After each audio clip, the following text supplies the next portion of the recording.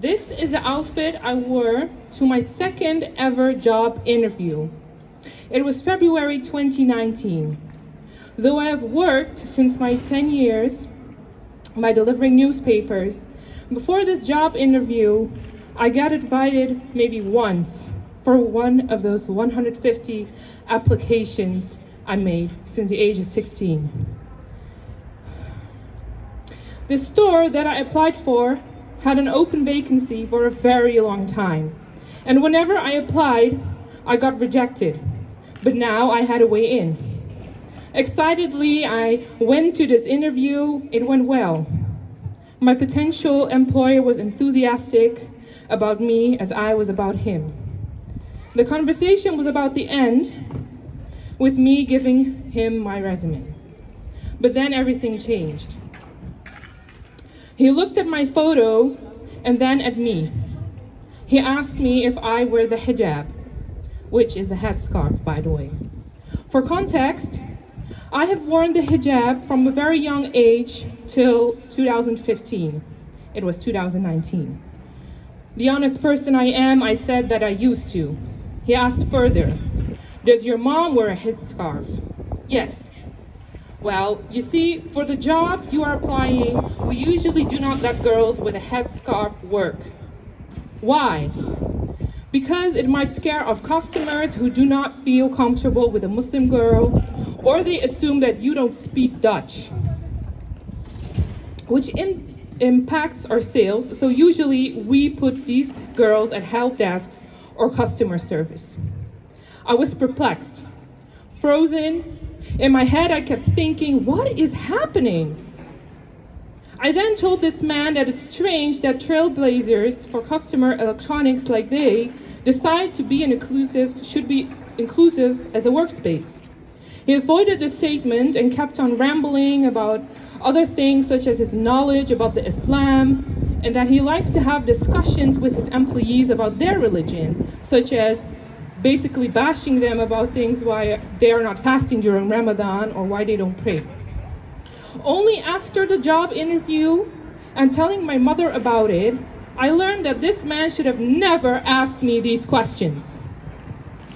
A day later, I got a voicemail that I wasn't chosen for the job, and when I called them back for more information, they simply said to me they had not enough work hours for me. Bullshit! Hi. Thank you. My name is Nihâl Esma Altmış. I'm 24, of Dutch and Turkish ethnicity. I'm Muslim. I'm autistic. I'm a proud child of an immigrant, and so much more. I wanted to start off by telling you this story because my situation back then wasn't unique.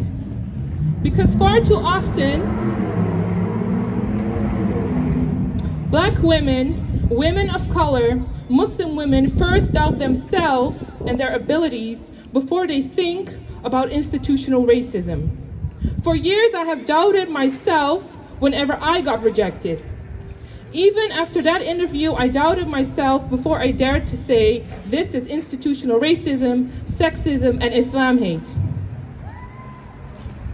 For years, I barely spoke up about the violence I have faced as a visible target of Islam hate with my hijab and my ethnic features. Though I will know what it's like to be discriminated against on the basis of skin color, like most of you standing here, what I do know is what it's like to face racism on the basis of my ethnicity and where my father comes from. Violence on the basis of gender, I was assigned at birth, which is female. Violence on the basis of my religion, violence on the basis of my culture, violence on the basis of my language, violence on the basis of my disability, and violence on the basis of what I was wearing on my head.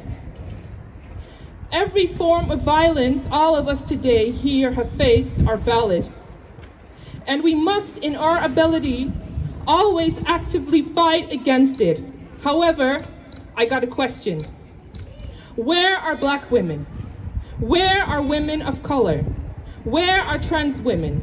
Where are people who are part of the LGBTQIA+ community? Where are Asian women? Where are Muslim women? Where are refugee women? Where are they in your fight? I know there's a shared pain in the violence we face on the basis of our gender. But my pain is not the same as that of a white woman. And the pain of a black trans woman is not the same as my pain. We need to acknowledge this, and I hope that you already do. And if not, let this be the necessary first step. What I will say right now might make some of you uncomfortable, if you're not already uncomfortable. And honestly, in moments of uncomfort, we learn the most. I do not want your activism and feminism if it's based on Eurocentrism and Western beliefs.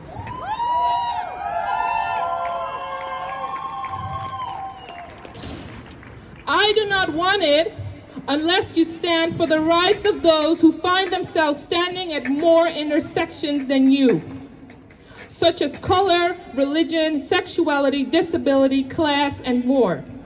And I most definitely do not want your activism and feminism if it's hidden in trans hate, Muslim hate, ableist, or any other bigotry.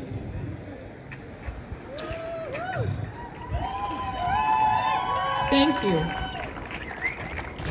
When I decided not to wear my hijab anymore, many celebrated and gave me compliments, like they usually do when a woman takes off her headscarf. Or when the niqab ban was legislated in August 2019, which many women call emancipation for Muslim women. Yet the violence against my sisters has only skyrocketed since then. And let me tell you this. The emancipation of women is when all women can wear or not wear whatever the fuck they want. That includes the hijab, the niqab, burqa, or whatnot. The fact that women who are covered are now facing more violence than ever proves that this law does not work. Where they are denied proper health care, travel options, or whatsoever, unless they have to remove what they choose to wear, that is oppression. Where once again men decide over women what they should wear, or where women support a law over women it's about. It's time that we are starting to talk with each other instead about each other. It's time we give room to those who it's about. The elections for parliament are around the corner, and I'd like to close off with a call to action. If you are able to, vote. Do not throw your vote away. If the last year has proven us anything, it's that we need new politics.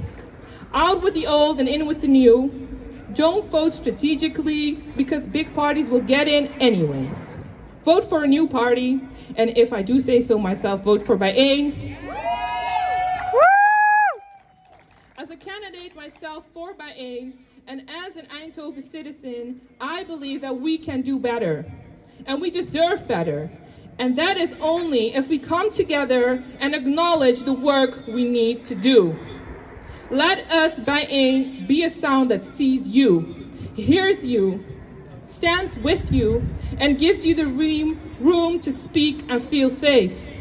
Because we truly deserve better, so let us use our voices. And don't just vote.